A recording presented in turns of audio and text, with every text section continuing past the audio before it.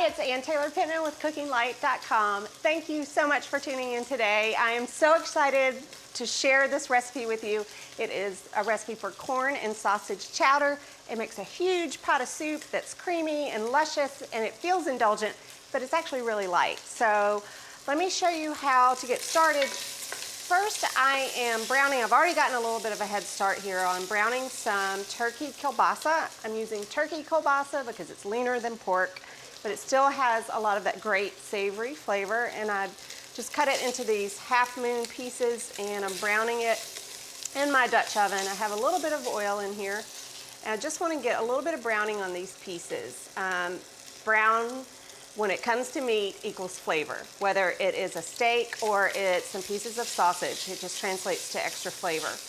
I have some brown bits sort of collecting on the bottom of the pot, and that's good. I want that. Don't be afraid of those brown bits. Don't think, oh, I'm burning my soup, or that's going to add some sort of burn flavor to my soup. No, no, no. It's going to add good, savory flavor to your soup. So don't be afraid of those brown bits.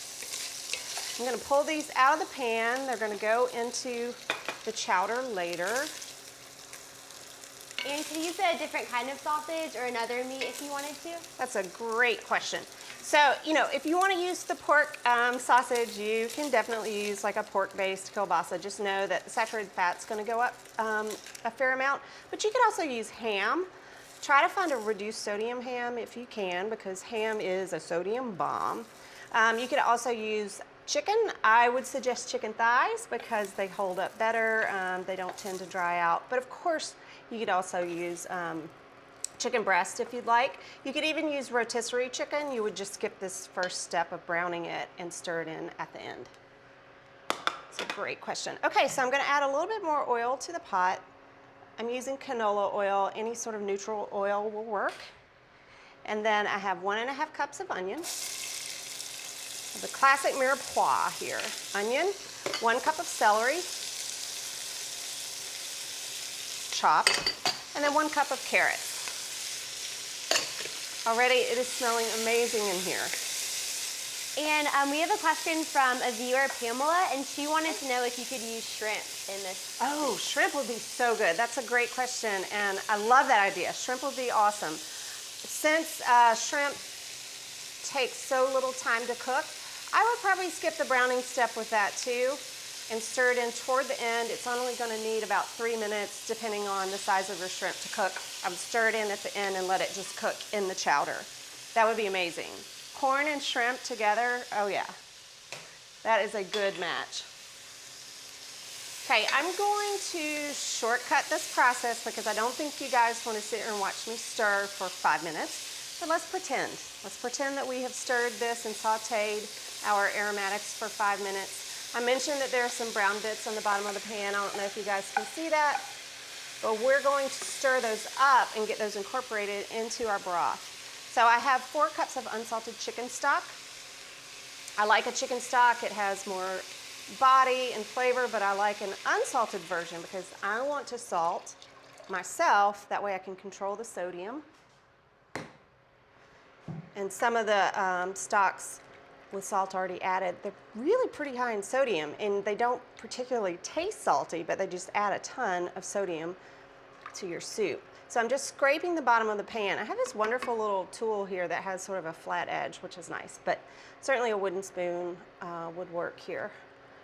And I'm just scraping to get those bits stirred up and incorporated into the liquid, because they add flavor. Okay, what also adds flavor? Bay leaves. Anytime I'm cooking something in liquid, whether it's beans or it's a soup or sometimes even quinoa, I like to add some bay leaves. They just add a lot of like rich, woodsy kind of deep flavor that you don't get from anything else. And then I'm adding 3 pretty large thyme sprigs.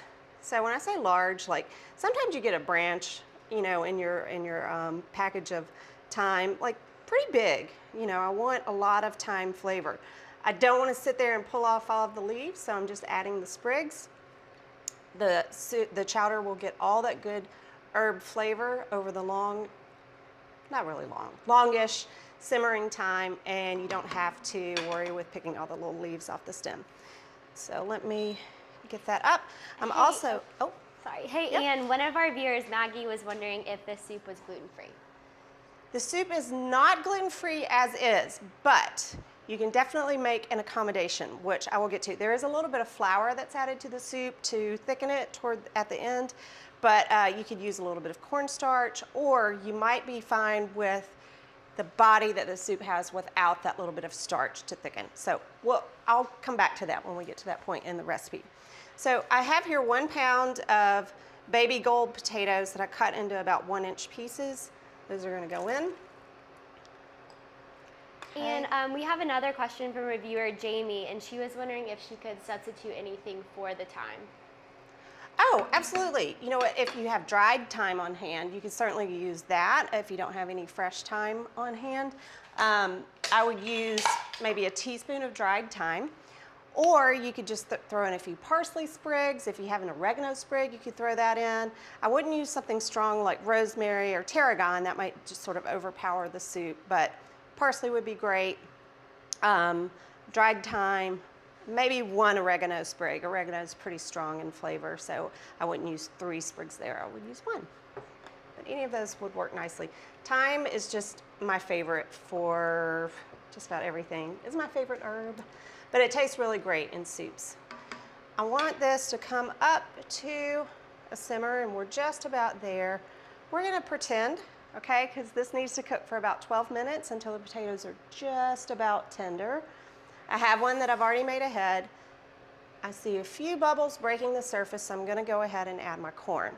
So I have 6 cups of corn kernels here. I was only able to find white corn this morning, but it's fresh corn.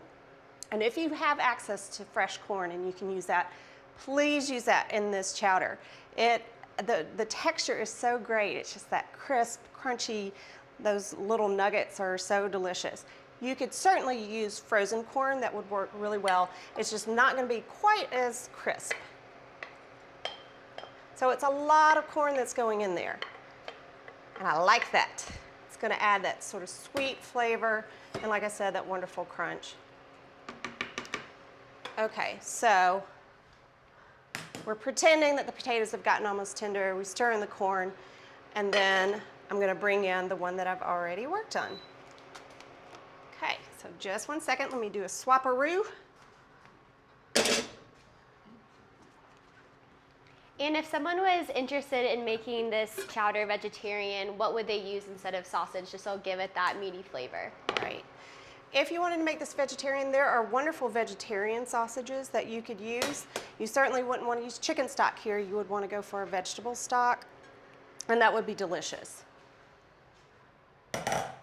Okay, so let me get this kind of heating back up. So this is one that I've cooked ahead. It doesn't look great right now, but just you wait.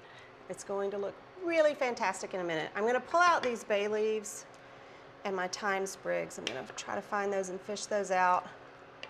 I can't remember if I've told you guys this before, but at my house, because I cook with bay leaves so often, and I'm not always great about fishing them out, my kids, I've taught them that it's the lucky leaf. If you get the bay leaf in your bowl, it's lucky. Kind of like getting, you know, a baby in the king cake or something like that. So I did find 2 lucky leaves. I pulled those out. Somewhere in here there's some thyme sprigs. There's one more. There we go. That's it. Okay, so here's what makes the soup nice and thick. We're going to puree half of these vegetables. You know, there's a ton of corn in here. We're okay to sort of sacrifice, for lack of a better word, half of the corn to being pureed and half of the other vegetables. There's still plenty of vegetables that will give this some wonderful texture. So let me just spoon some of this in here. So we're going to blend this up with some milk and a little bit of flour. I am just making quite a mess here. About half of it we're going to put in to the blender. If you aren't using a blender, could you use a food processor with this as well? You know, that's a great question. If you're using a food processor with a fair amount of liquid involved, it might sort of splatter up out of this, out of the lid. So I would be very careful if I were doing that. You might want to just puree just the vegetables and try to use a slotted spoon to get them out, so you're leaving most of the liquid behind in the Dutch oven. You could use an immersion blender if you have, one of those stick blenders. That would work really well. Let me turn my heat down here. Okay, so I have this in here. I'm adding 1.5 cups of 2% milk. So this chowder ends up tasting very creamy, as if it had cream, but there's no cream. There's 2% milk, which is, pretty lean. And then 3 tablespoons of flour. So as I mentioned, if you wanted to make this gluten-free, you might be fine just to puree the vegetables and have no starch thickener. Just kind of play with it and see what you think. You could also use some cornstarch. I would say maybe 1 tablespoon of cornstarch because it seems more powerful than flour. Okay, when you're blending hot liquids, take the centerpiece of the blender lid out. If you have that on there with your hot liquid and you start blending, sometimes there is a suction thing that happens and then an explosion thing that happens that is very dangerous and can burn you. So take this out, cover it. I'm just using some paper towels. You can use a kitchen towel also. Gosh, the stew is really boiling. Okay, so I'm going to puree this.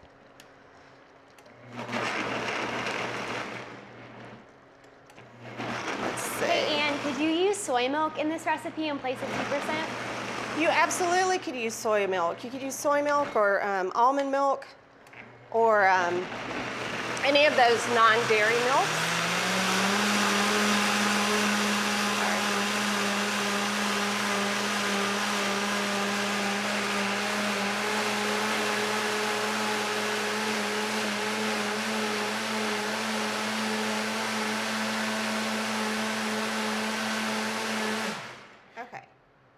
Want to make sure this gets really nice and smooth and creamy.